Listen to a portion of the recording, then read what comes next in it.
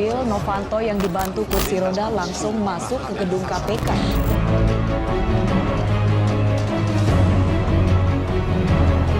Jelas sangat kompeten.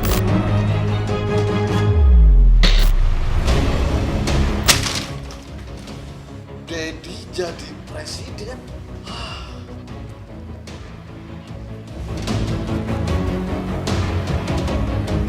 Deddy Corbuzier mau jadi presiden? Apa? Sendok-sendok dibengkokin semua. Presiden negeri gitu.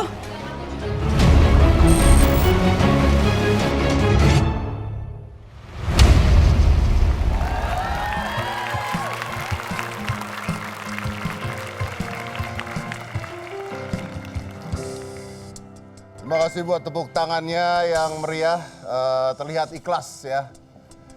Terlihat ikhlas ya.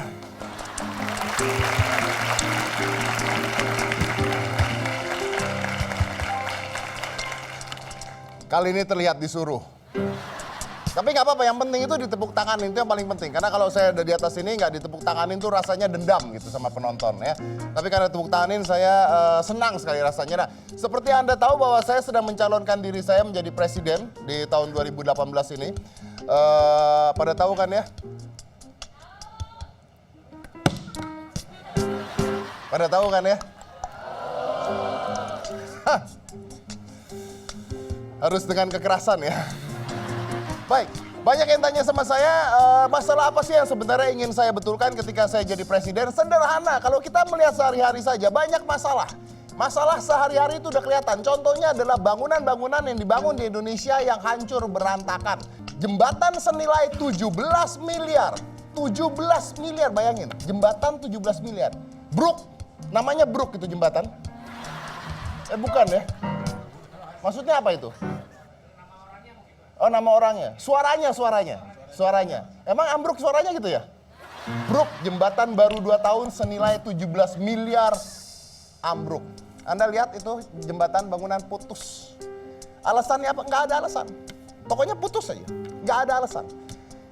Tahu nggak? Buat yang bangun itu siapa ya? Cabe-cabean pacaran. Putus aja pakai alasan. Cowoknya ketahuan selingkuh, ya kan? Ketahuan seringan main gadget, ketahuan bapaknya lebih ganteng daripada anaknya. Ada alasannya putus. Itu jembatan nggak ada alasan tiba-tiba putus. Coba kira-kira kenapa? Pasti ada yang korupsi. Pasti ada yang ngambil uang di sana.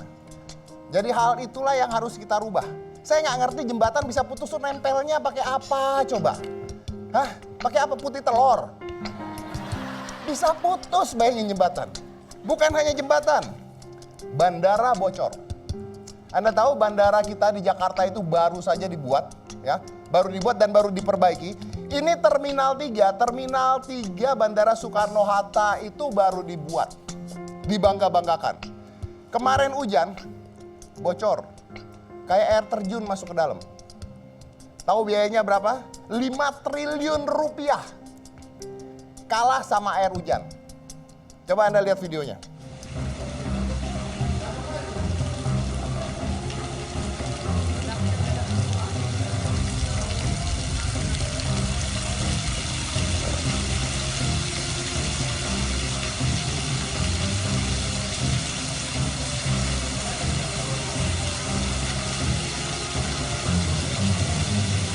Kalau seandainya bocor seperti itu, nggak usah ribut, nggak usah sibuk.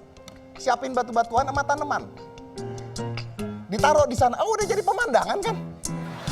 Jadi nggak nyampe ke sana gitu, nggak nyampe. Itu ya hal-hal seperti itu, saya nggak ngerti kenapa bisa terjadi. Nah, kenapa bisa terjadi hal seperti itu? Karena saya yakin ini pasti ada udang di balik batu. Pasti ada orang-orang yang bermain menggunakan uang di sana gitu.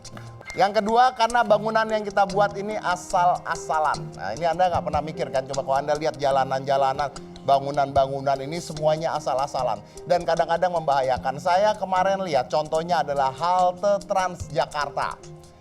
Halte Transjakarta tapi posisinya tinggi banget.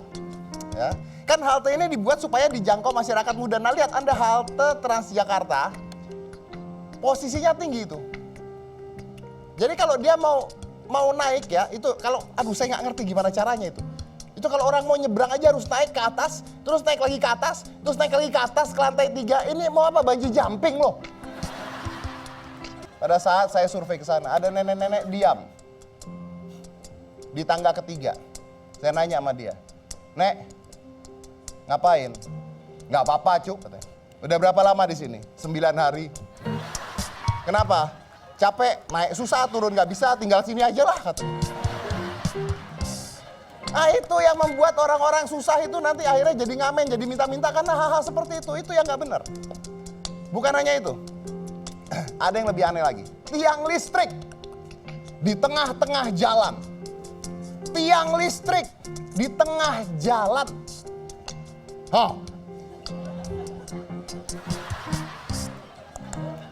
Lu pikir ini pohon toge muncul di mana-mana?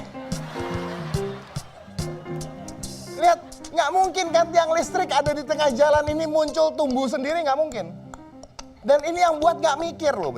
Tiang listrik Anda taruh di tengah jalan, tiang listrik di pinggir jalan, yang jauh nggak kelihatan, itu aja ditabrak sama papa. Lu taruh di tengah jalan. Apa nanti kalau papa udah keluar, wah gue tabrak lagi di tengah jalan. Bahaya yang begini nih. Hal-hal ini harus dibuang ya. Nah, Anda tahu jalanan-jalanan rusak juga ada di mana-mana. Coba jalan rusak. Depan rumah saya jalanan rusak ya. Di mana-mana jalan rusak. Semanggi jalanan rusak. Tapi kalau presiden mau lewat, hari ini jalanan rusak, besok jalanannya udah sembuh. Kok bisa? Yang bangun siapa sehari? Jin. Saya nggak ngerti. Oleh karena itu, saya tahu cara solusinya. Apabila saya terpilih, orang bertanya-tanya pada saya, apakah yang akan saya lakukan 100 hari pertama?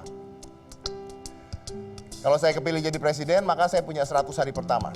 Dan melihat teori tadi, ketika presiden lewat hari ini, jalanannya sudah langsung baik, maka 100 hari pertama saya akan touring naik sepeda motor. Muterin satu Jakarta. Nah, ada bayangan. Kalau saya mau muter sini, yang situ dibangun dulu, yang situ dibangun dulu, yang situ dibangun. Sampai saya Jakarta selesai, jalanan semuanya hebat, bersih langsung.